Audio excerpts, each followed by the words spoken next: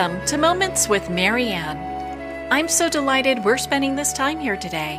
We have a very inspiring show coming right up with special guest, Dr. Peter Lovatt, and he's here to share with us his new book, The Dance Cure: The Surprising Science to Being Smarter, Stronger, and Happier.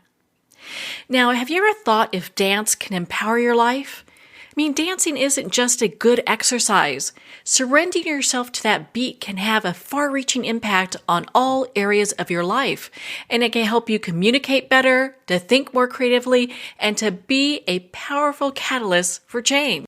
So we have a very inspiring guest today. Dr. Peter Lovatt is an academic psychologist who specializes in the study of movement and dance. Before training as a psychologist, Peter was a professional dancer, and he trained in dance and musical theater at the Guilford School of Acting before becoming a professional dancer. After taking degrees in psychology, English, neural computation, and experimental cognitive psychology, Peter found himself in the Faculty of English at Cambridge University, where he studied how the brain processes language. While he was at Cambridge, he had the brilliant idea of applying scientific knowledge of the brain and human behavior to his love of dance. He set up the Dance Psychology Lab to study the science of dance and dancers, and is currently teaching dance psychology to dance students and to students of dance teaching at the Royal Ballet School in London. So let's welcome to the show, Dr. Peter Lovatt. Thank you very much. What an honor it is to have you here and to talk about this. And my goodness, what a journey you've had. Well, yes, I have had a journey. Yes, that is the beginning of the book, really. That's where it all comes from. I was a professional dancer, but before that, dance really changed my life. And I dread to think what my life would be now if I hadn't danced as a young man. So for our listeners that are new to you and your work, why don't you share a little bit about your journey? Because I found it so fascinating that you really have kind of been dancing in two worlds many times. Well, I've now, for the last 20 years, I've been running a scientific research lab. I'm Dr. Peter Lovatt. I run the research lab. I do research into Parkinson's disease, looking at how the brain works and how movement impacts the brain. But before I was a scientist, I was a professional dancer. And before I was a professional dancer, I was at school. And I hated school. I hated everything about being at school. And the reason I hated it so much was because I was rubbish. I couldn't read and write very well. And when you're in a school and the ways of teaching you and the ways of testing you are through reading and writing, and when you can't read and write very well, then you feel useless. I felt like an utter failure, and I did fail. I failed all of my written exams at school. And then when I'd failed all of those exams, I became a certified failure. I had certificates in being a failure. I felt dreadful. When I was in a classroom at school, I felt like a dark cloud was over my head, where we were restricted. I felt I couldn't understand what I was reading or trying to learn, and I felt awful. My relationships were poor. I had very, very, very bad behavior and felt dreadful. But I was really lucky that at my school, we had a dance group, and I joined the dance group because I'd always loved dancing. And when I danced, I felt completely different to when I sat behind a desk trying to read and write. When I danced, I felt completely free. My mood was lifted. My relationship with other people was really positive. I felt I had a voice that I could communicate with through my body. So I felt completely different. And then I go back into the classroom at school and I felt rubbish. As I said, we know from the scientific literature that people who have poor reading and writing skills are more likely to engage in antisocial behavior. They have fewer friends and they're less likely to succeed in their environment at school. And none of that is surprising. I was very lucky that when I left school without any qualifications, I got a place to study dance and theatre at a drama school. So I went off there and I loved dancing and singing and acting and being on stage. I loved all of that now. And then when I graduated from the Guildford School of Acting, I then got a job in professional theatre And I absolutely loved it. I traveled around the world and felt fantastic being a dancer. It just felt like exactly the right thing to do. And then one day always had this chip on my shoulder that I felt utterly stupid. I'd never passed any written exams, and I felt useless for that and carried that. Even though I was very successful as a dancer, all the reading and writing parts of my life made me feel really worthless. And one day I was doing a show in London, and it was a professional show, and all the actors arrived on day one, as did the dancers, as did the musicians. And the musicians, when they started, they would have their musical director with them. They were all given a musical score, and they learnt their music during the rehearsal. And then on the opening night of the show, they had a conductor in the orchestra pit, and they would play the notes in front of them, and they would make this beautiful sound. And the actors did something that was slightly harder than that. The actors on day one of the rehearsal were given a script, and they had to learn their script, and eventually they would come off the book. They would learn their lines, and they would then present their lines. Now, if they forgot their lines, there was somebody in prompt corner who would shout out the line for them. But as dancers, we did something that was really, really extraordinary. We came into a rehearsal room, and a choreographer would teach us 2 hours worth of choreography. And we wouldn't write it down, we wouldn't film it, we would just remember it. And there'd be big movements, small movements, lifting movements, some movements in silence, some with music, some with other people, some on your own. And you just had to learn 2 hours worth of content, of movement patterns. Now that I thought was extraordinary. And I thought to myself in this moment at the rehearsal in London, I thought, if I'm capable of learning that, I can't be stupid. I mustn't be an idiot. I can't be a failure if I'm capable of learning that amount of content.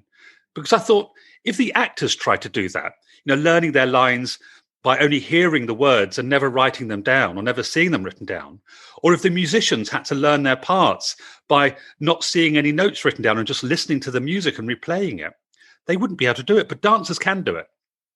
So this gave me an impetus to think, okay, I'm going to challenge myself now. So when I was in my early 20s, I set about trying to learn to read and write. And at first, that's quite difficult because you're constantly being reinforced by this idea that you're stupid. I used what I knew about dancing and the amazing things that dancing gave me in terms of changes to my thinking, changes to my emotions, change to my relationships. And I applied that to learning to read and write in my early 20s. So I learned to read and write, and that was a challenge. And then once I'd learned to read and write, I did an A level, which was the exams that 18-year-old kids do in the UK. I did an A level in psychology, and I scraped a pass with a grade D, which is, I think, the just about past it. I applied for university and didn't get a place. So the next year I did an A level in English. And with that English A level, I then applied to universities again. And a university in London gave me a place. But I was very lucky because I then failed the A level in English. But it didn't matter because the university in London gave me a chance. They said, well, you've got this A level in psychology. We'll let you come in and study psychology and English.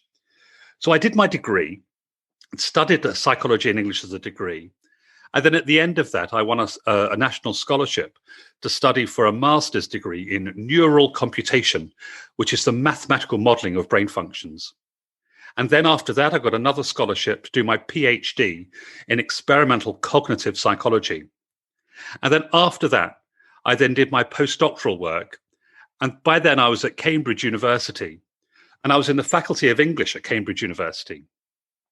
And even though I'd got to the most amazing place in the world, the Faculty of English at Cambridge University, I still carried the scar of failure. Because even while I was there with a PhD, I was too ashamed to tell my peers there that I'd never passed an English A level. I'd never passed an O level, which people do at 16. I'd never passed any written English exams before I went to university. So while I was at Cambridge University, I then decided to start looking at the relationship between movement and the science of movement. And it was then that I decided to set up the Dance Psychology Lab to study dance and dancers from a scientific perspective. And you know what? It was the best thing I ever did. Well, thank you for taking the time to share that with us. I find your story to be completely remarkable. And I think it's so empowering for young people today who feel like they don't fit anywhere. Yeah.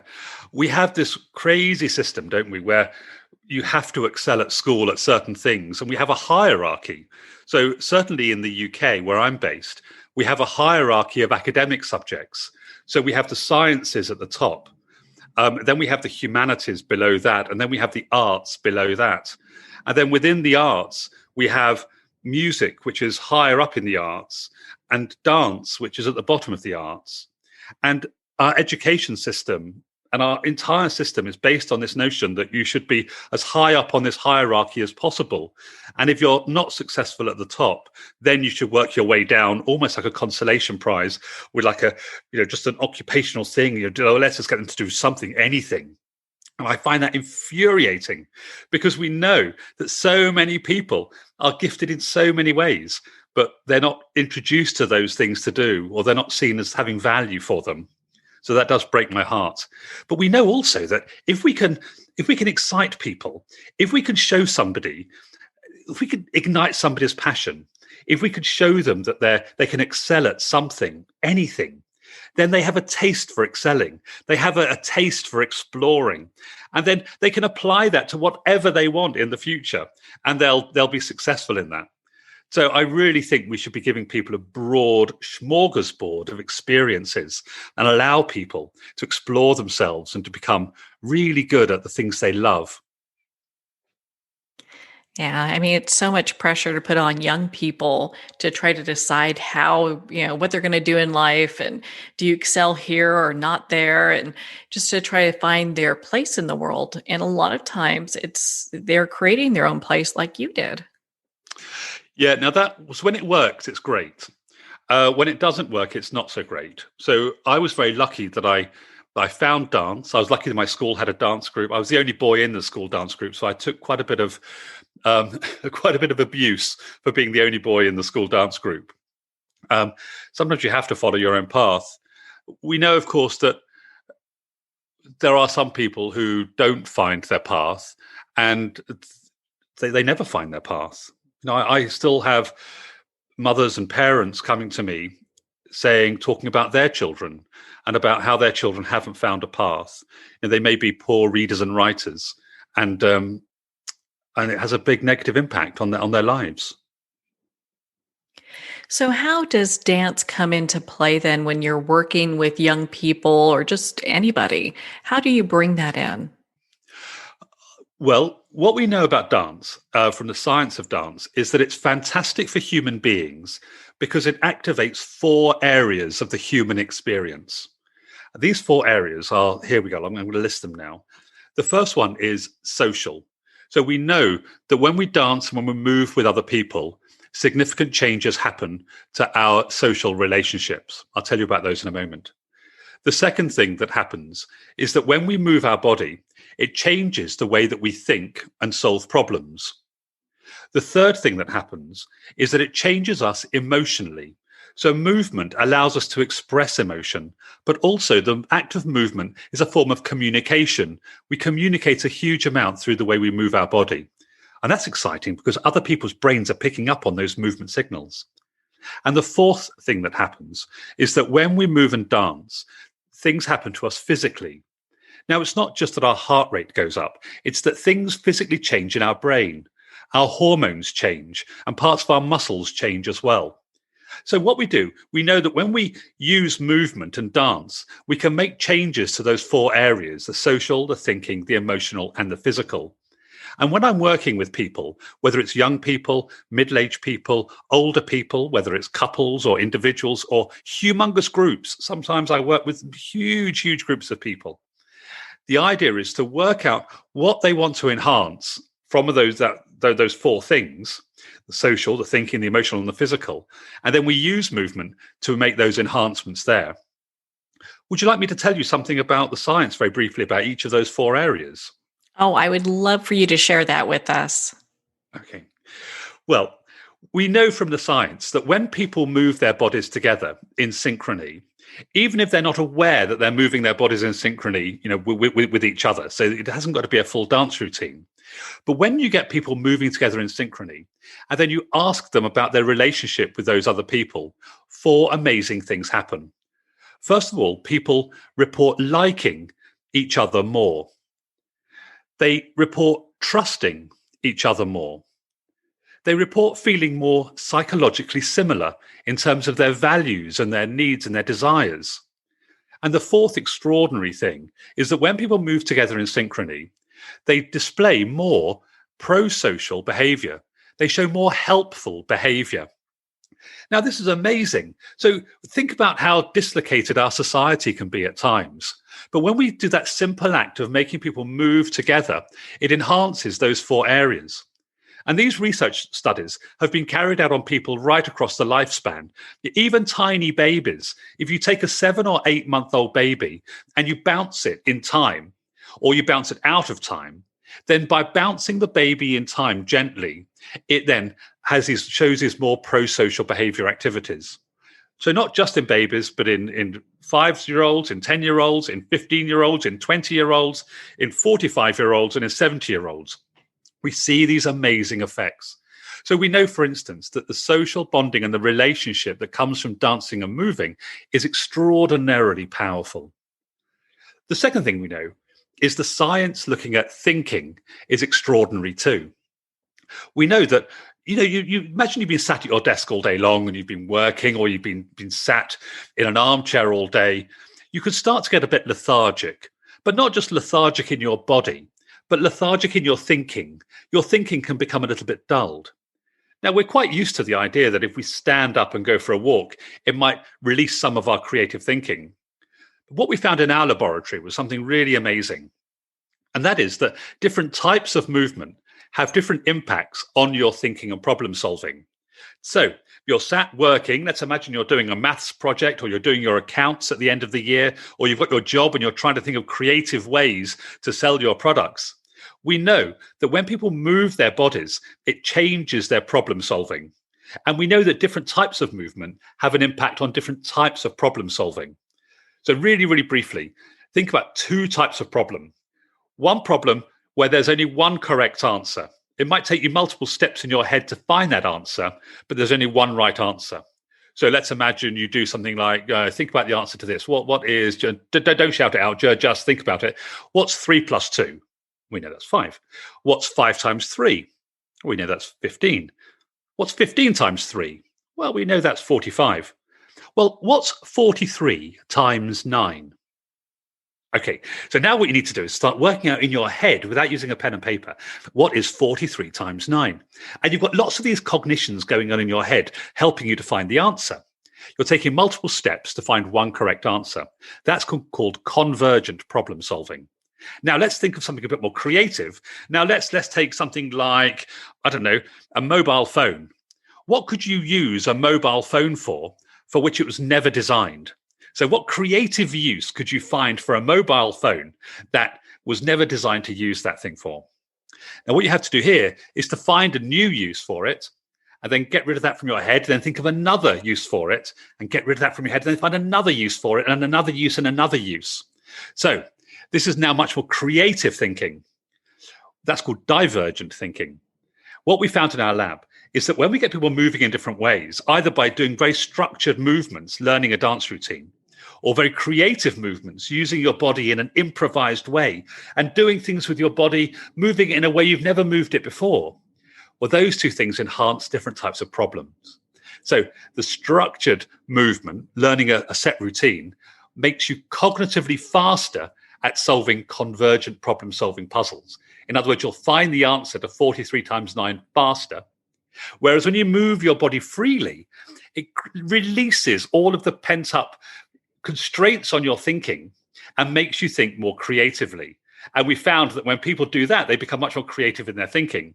And we applied that in schools, we've applied it in healthcare settings and in businesses. And we know now that we can get people thinking more creatively when they move their body in different ways. So we got that with social and thinking other emotions. We know we communicate our emotions. And what's amazing when we communicate our emotions is that we communicate through our bodies. But we're not very good at that. We tend to hold our emotions in. We hold them in tight. We get locked into our body with our emotions. And it can sometimes be really hard to release those emotions. Where in the world, if you're a 6-year-old, you can dash around and you can wear your emotions on your sleeve. Or if you're a Labrador dog, you can wag your tail with excitement whenever you're feeling great about yourself. But unless you're a 6-year-old or a Labrador, when do we as humans have an opportunity to really express ourselves, to show through our bodies what we're really thinking and feeling? Well, dance is the place we do that. And it's a fantastically cathartic thing to do. And finally, with our brains, the physical element of dance, we know that when people dance together, and this is, I think, extraordinary, when people dance together, it leads to an increase in their pain threshold. So our physical bodies change.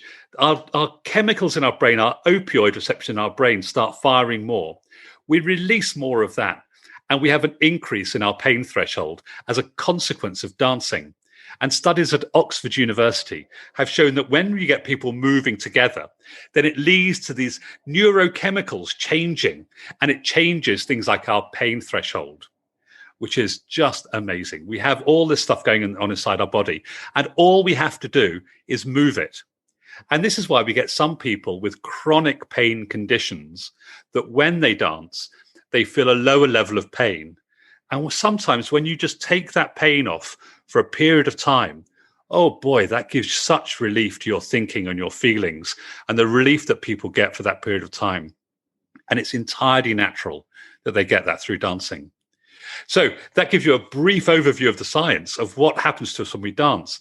So when we use that with groups of people or with individuals, with young people or older people, we can use different combinations of those 4 elements, the social, the thinking, and the emotional, and the physical, to help people address their problems. And that's the basis of the dance cure. And that's why we have these dance prescriptions in the dance cure that people can use. I just love that. I love how that all comes together. Do you ever get anyone that says, well, I can't really dance. I have 2 left feet. I mean, what do you say to those people? You're absolutely right. Now, yes, I do get people who say that, but I don't believe them. When people say they can't dance, what they really mean is they don't dance or they won't dance.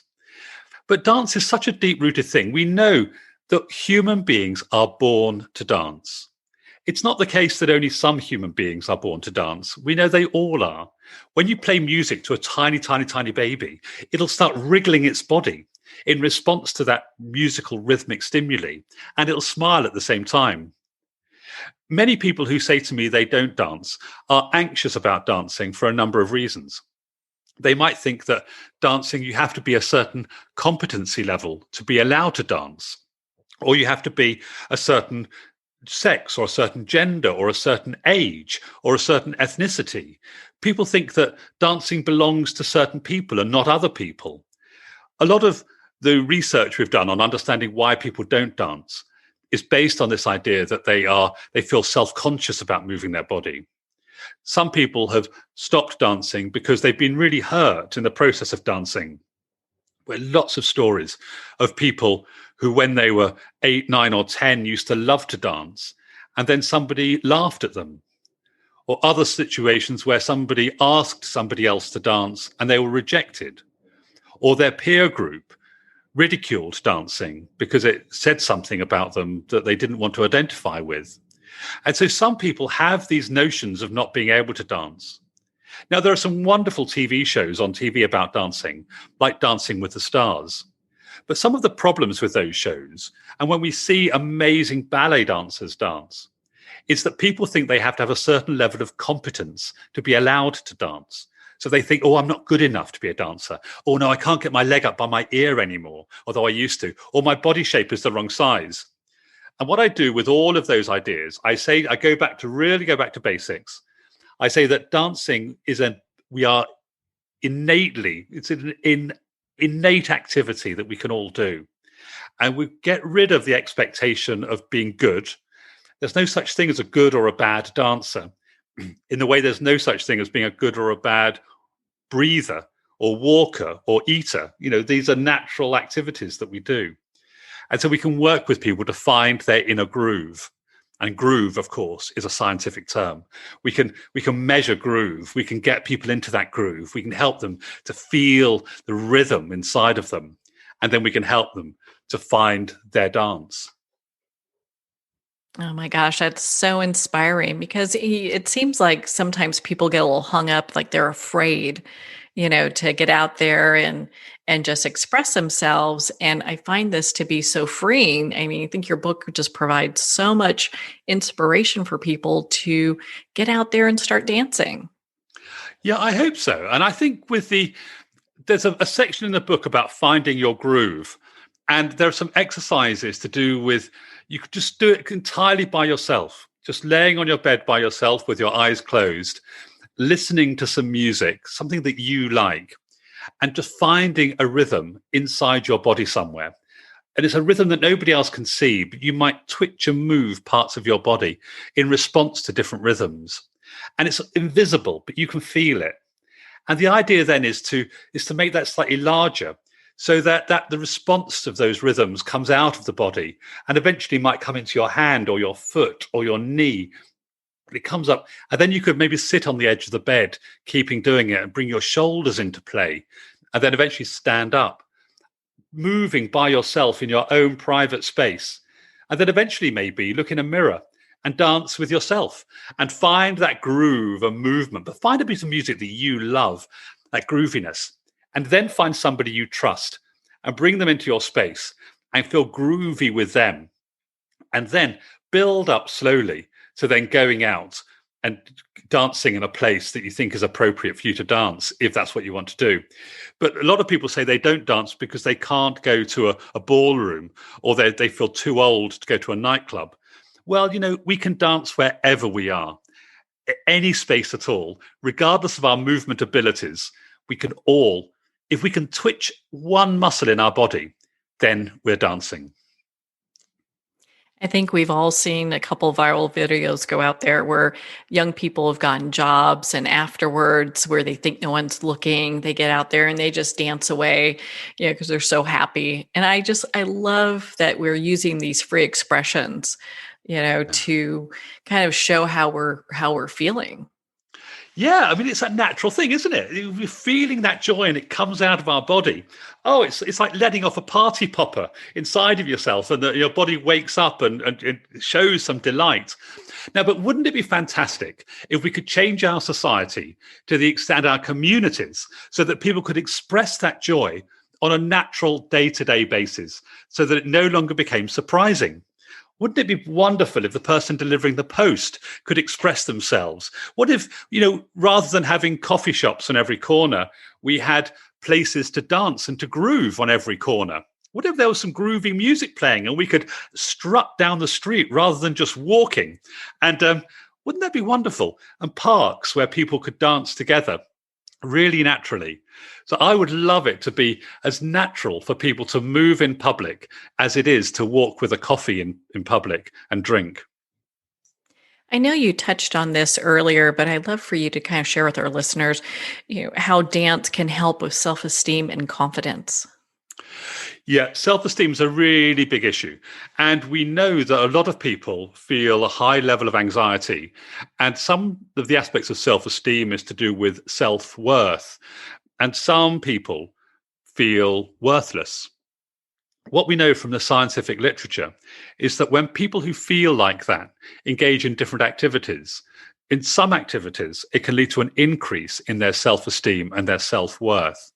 And dancing is one of those activities which has been shown in scientific studies to significantly increase a young person's self-esteem and their self-worth. And because it's a natural activity, we can use that as a building block for people. Now, what dancing gives us, it gives us a way of communicating, and it gives us a way of connecting with other people. So sometimes you have people who are really, really shy, and they feel they find it awkward to talk to other people and connect with people. But when we do that non-verbally, then people can find that connection. So it has a great way of building relationships in that way. We know that dancing is great for the way people think. And because we know that thinking and the emotions are tied together. Now, of course, when we look at self-esteem, that is a combination of our thoughts and our emotions. And really what it's driven by is this notion that we think we're worthless and we feel bad because of that. There's that link there. Now, dancing can give us a way of changing the way that we think. And if we can get people changing the way they think about themselves, then they can find value in themselves and they can find self-worth. If they are feeling something in their bodies, if they move their bodies and that leads them to have a positive emotional experience, then they will then start to associate the movement which they own. It's their body movement. It's them. It's the essence of who they are. And if they can tie that together with a positive emotional reaction to that, then of course they become have a much higher self-esteem. Whereas, of course, if we have a normal thing where people think very badly of themselves and they feel worthless, then this becomes this cycle of thinking, I'm worthless, I'm rubbish. And I get evidence of that in my body because my body feels rubbish. So this is what we're trying to do with dance. And we know that we can do that. And if we create the dance for people that is appropriate to their needs, as appropriate to their abilities, and is non-judgmental to a certain extent, then that can be fantastic. Well, it's easy to see why people call you Dr. Dance. I find you completely inspiring and empowering as far as dance is concerned and how that works in our lives and how to improve our lives. My goodness, Peter, where can our listeners connect with you and learn more about your work and be part of your community? Well, they can connect on peterlovatt.com. So PETERLOVA for alpha, TT.com. And there they can join us there. I have a companion course which goes with the Dance Cure. So if people want to read the book and they want to learn more, then they can take a course. It's a 5-hour course learning all about the psychology of movement. And once they join that community, then we have something called the Movement in Practice Academy, and they can connect with me through there and become part of the Dance Cure journey. Well, how inspiring is that? Peter, thank you so much for taking the time to be on the show with us here today. Well, thank you for inviting me. I feel really honored to be a guest on your show. Well, thank you, Dr. Dance. It has been such an honor to spend this time with you and to talk about your new book, The Dance Cure, The Surprising Science to Being Smarter, Stronger, and Happier. Again, if you'd like to connect with Dr. Peter Lovatt, you can at peterlovatt.com for more information. Again, The Dance Cure is available at Amazon, Barnes & Noble, and all indie retailers. And if you don't see it on the shelf, ask for them to order it. And of course, it's available on Kindle. Well, we're at the end of our time today. I would like to thank everyone for tuning in. You're listening to Moments with Marianne. And remember, make every moment count.